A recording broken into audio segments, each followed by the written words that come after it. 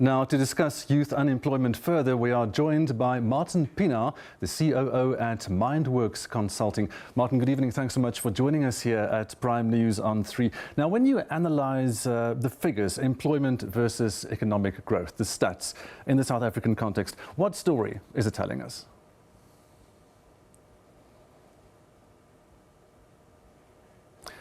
You need to unmute yourself. Good evening, Gustav, and good evening to your viewers. I think we really need to give practical skills to people that they can actually use in the workplace. So if you have the option of sending your kid off to go and get educated in an obscure degree where there aren't jobs available, that's not productive. So at the MindWorks Academy, we focus on practical skills. We're very much a digital skills academy, and the training needs to be hands-on. By the time the youth leave our skills programs, they need to be able to go into work immediately. In addition to technical skills, they actually need 21st century skills. They're going to be faced with problems that they haven't dealt with before, haven't been taught at school or at university. They need resilience, creativity. They're going to be able to solve complex problems. It can't just be about rote learning. We think that with these 21st century skills, with practical, work-based skills, corporations will employ more youth because they can actually hit the ground running. They can add value from the get-go. It definitely doesn't sound like a simple one-size-fits-all solution. How do you choose which areas of GDP growth to focus on where job opportunities could arise? Yeah, I think our days of building smelters, manufacturing industries because of a cheap electricity supply are behind us. We've got to focus on the services sector, and I think we've done a great job. I think the call center industry has created tens of thousands of jobs for youth, and we need to carry on creating those kinds of jobs. I think the learning, the government makes great opportunities available to companies through SARS grants, CETA grants. So we are being encouraged to create these kinds of roles. And I think the onus is on us as businesses to employ more young people.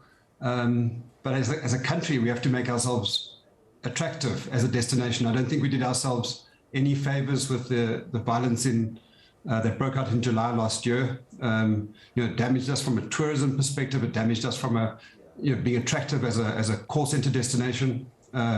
So clearly we've got to put the right foot forward. But we've got great skills here, and if we develop those skills, if we create those job opportunities, start servicing not just the call center industry, but start developing software, training robots, analyzing data for other economies from here. We have a weak rand. We really can leverage that to create opportunities for our young people. We can't ignore the impacts of the COVID-19 pandemic, of course. The number of working people in South Africa decreased from more than 16 million to 14.5 million in the 2 years of lockdown. Now, what would be a feasible solution for skills development for young people, given the way that work changed so dramatically? Yeah, I mean, these were tough times. And I think, ironically, some of the jobs that are really safe from sort of the digitization and the 4IR that's going on are blue-collar jobs, hairdressers, plumbers, electricians, personal trainers. You can't easily replace those kinds of roles with machines. They're not, caregiving.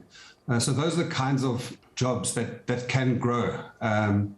Hospitality and tourism, these are big employers. Every time I go into a restaurant or a hotel and look at dozens and dozens of workers, we need to create those kinds of jobs. We need to bring back tourists to this economy.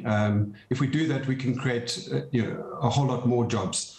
I think we've seen an acceleration to digital over this time. So the COVID has forced businesses to go online. Those that were online had to improve their offerings to stay competitive. And that's created a demand for jobs. In our recruitment businesses, we're not able to find enough software developers, enough data analysts at this point. So, there's definitely an opportunity to train more people in this space, use these government grants. I think we can bounce back from this and create, many opportunities for young people in this country.